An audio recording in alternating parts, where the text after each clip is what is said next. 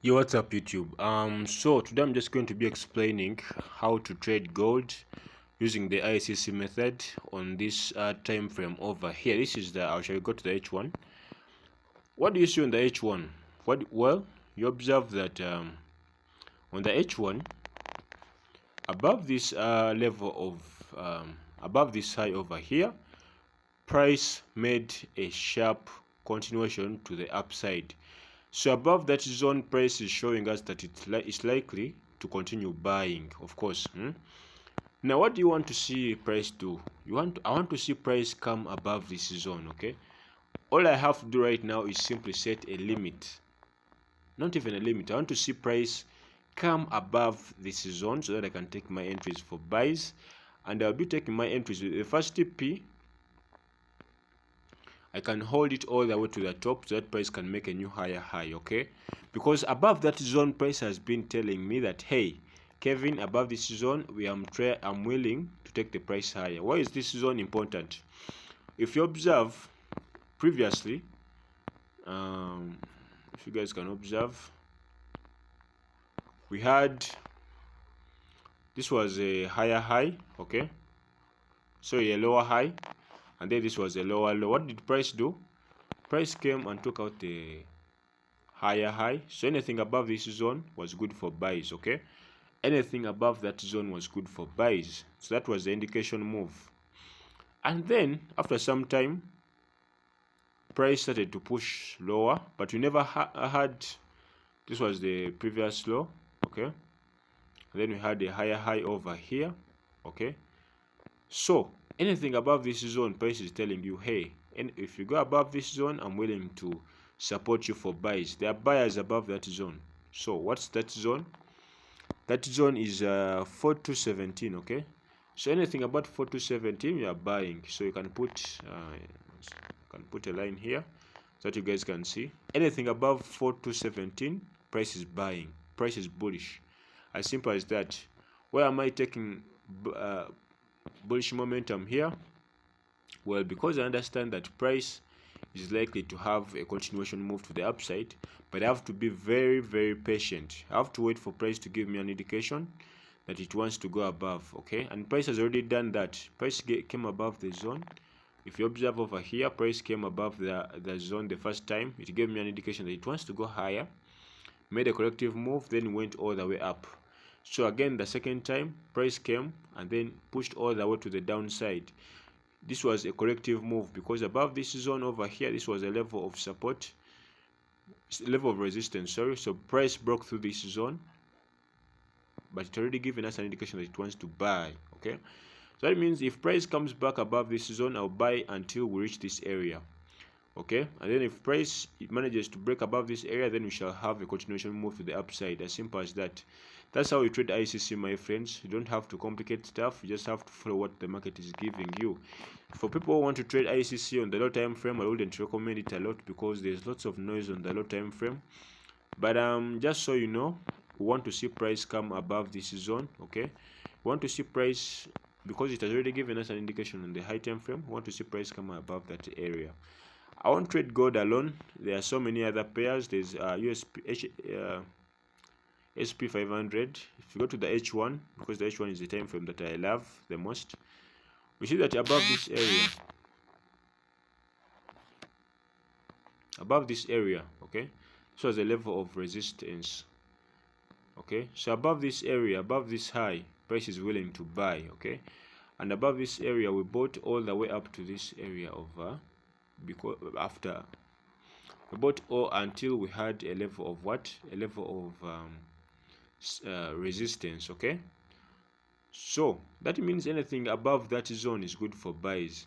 So if price goes above that level once more again, I'll take my entries for buys, okay?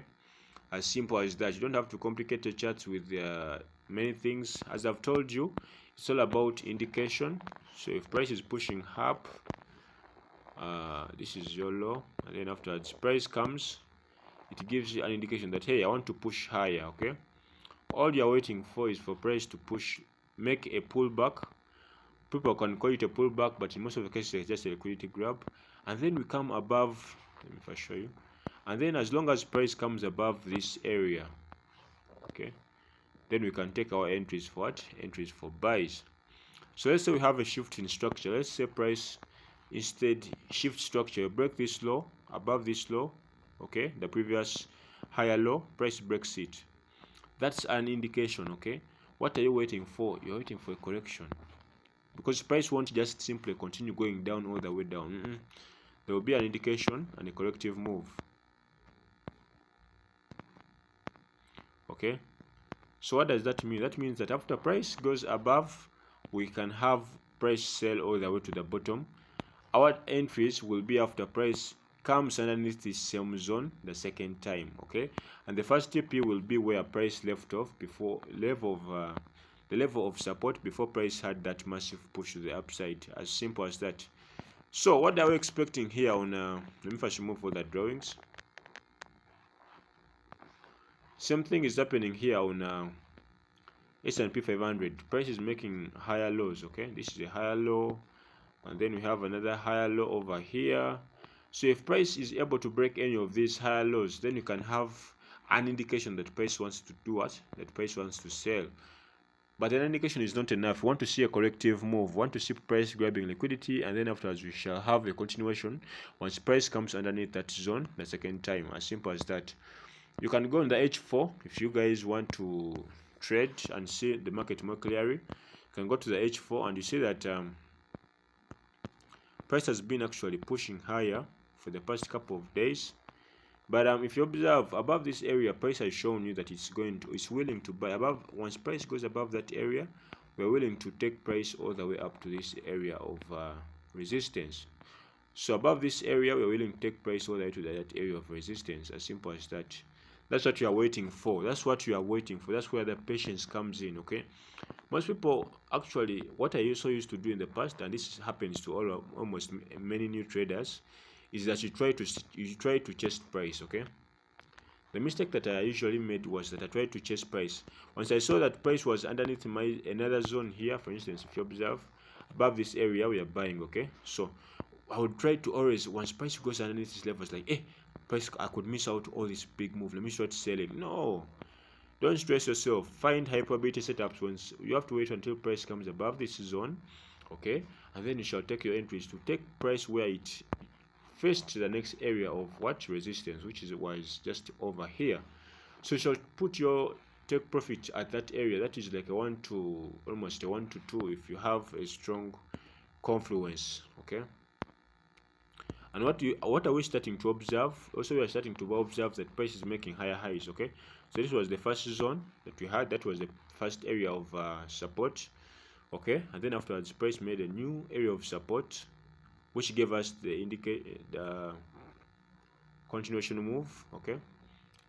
So where would your stop loss have been? Because if you observe, price came above this zone. That was the indication move. What happened after the corrective move? Price came above this same zone at the second time, okay. So what did you expect? I'm expecting that price is likely now to start pushing higher, unless it gives us an indication that it wants to sell. How does price give us an indication that it wants to sell? Simple. Price has to come underneath the previous low, okay. Price has to come underneath this low, okay. That's the first indication. Then you shall have a pullback. A pullback is simply a corrective move, grabbing liquidity out of the market, and then afterwards we shall have a continuation to the downside. As simple as that. So there are two key points here that you have to note. Don't trade a corrective move. That's the first thing. Secondly, on continuation, take your entries at the area of where price broke support, okay.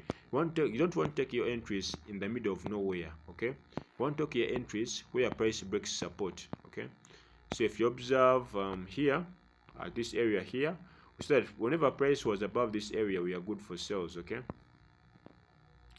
So what do we want to see? We wanted to just see price come above this area, which broke above, and then would have taken your entries for buys over there and held them all the way.